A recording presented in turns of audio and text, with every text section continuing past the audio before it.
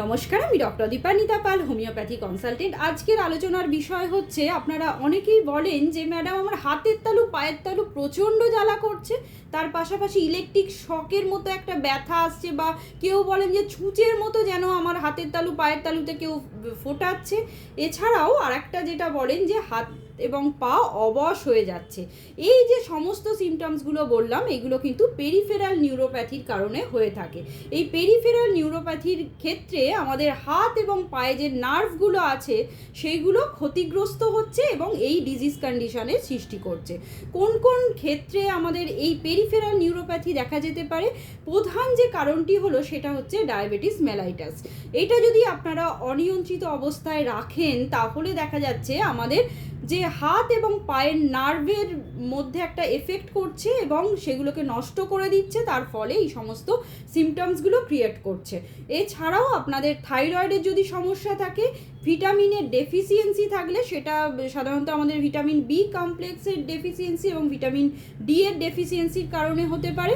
এছাড়াও যারা menopausal woman আছেন, মানে মেন্সটা স্টপ হয়ে গেছে, তার ফলে কিন্তু এই হরমোনাল চেঞ্জেস যে হচ্ছে আমাদের বডিতে, তার ফলেও এই হাতের তালু পায়ের তালু জ্বালা পোড়া হতে পারে, ব্যথা অনুভূত হতে পারে, অবশ হয়ে যেতে পারে। এছাড়াও আপনারা যেটা খেয়াল করবেন, অনেকের ক্ষেত্রে দেখবেন যে নার্ভ কম্প্রেশনের জন্য হতে পারে। সেটা ধরুন কার্পেল টানেল সিনড্রোম হতে পারে বা টার্সাল টানেল সিনড্রোম হতে পারে। তার ক্ষেত্রেও কিন্তু আপনাদের এই ধরনের সমস্যা দেখা যেতে পারে।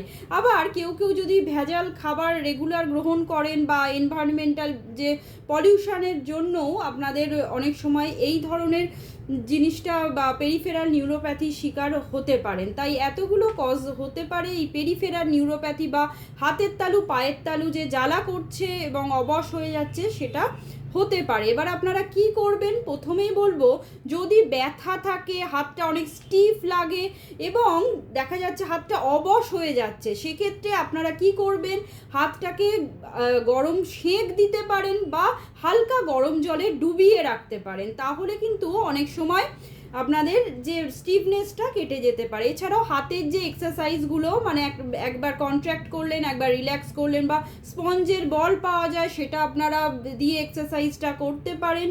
এছাড়াও আপনারা যেটা করবেন, পায়ের ক্ষেত্রে আপনারা গরম জলে ম্যাগনেসিয়াম সালফেট মিশিয়ে একটু যদি ডুবিয়ে রাখেন, হালকা গরম জল, অবশ্যই সহ্যক্ষম যাতে করতে পারেন সেই গরম জলে যদি ডুবিয়ে রাখেন, কিছুটা হলেও আরাম পাবেন। এছাড়াও পর্যাপ্ত জল পান করুন এবং যারা মেনোপোজাল স্টেজে বিলং করছেন, অবশ্যই জীবনযাত্রার পরিবর্তন করুন।